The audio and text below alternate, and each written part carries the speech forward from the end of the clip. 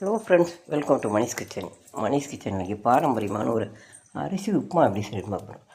நான் 300 கிராம் பச்சரிசியை கழுகிட்டு கொஞ்சமாக துவரம்பருப்பு, ஒரு ஸ்பூன் டேபிள் ஸ்பூன் துவரம்பருப்பு போட்டு கழுகி காய வச்சு மிக்ஸி ஜாரில் போட்டு உடச்சி வச்சுருக்கேன்.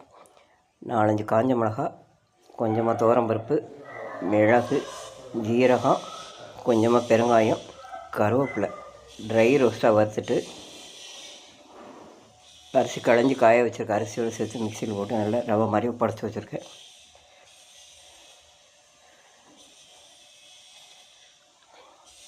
ஒரு வானலை வச்சு ஒரு 5 டேபிள் ஸ்பூன் எண்ணெய் விட்டு கடுகு, ஜீரகம், கடலைப்பருப்பு, உளுந்தம்பருப்பு, ஒரே ஒரு காஞ்ச மிளகா, ஒரு பச்சை மிளகா, சின்ன துண்டு இஞ்சி எல்லாத்தையும் கட் பண்ணி போட்டு கருவேப்பிலை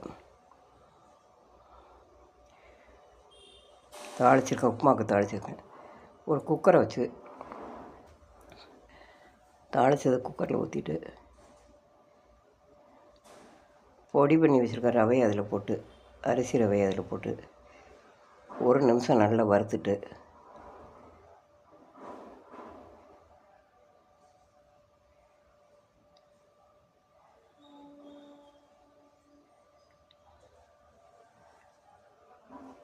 உப்புமாவுக்கு தேவையான அளவு உப்பு, அரை மூடி தேங்காய் துருவி வச்சுருக்கேன். தேங்காய் துருவல்,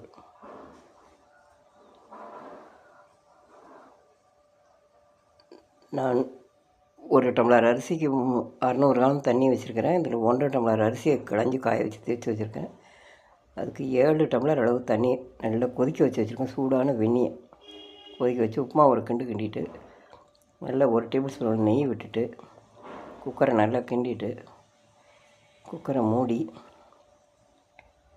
நமக்கு வெயிட் வேணாலும் போட்டுக்கலாம், அல்லது ஒரு மூடி ஒரு டம்ளரு ஒரு கப்பையை கவுத்தி வச்சு நல்லா 20 நிமிஷம் நல்லா சிம்மில் வேகணும்.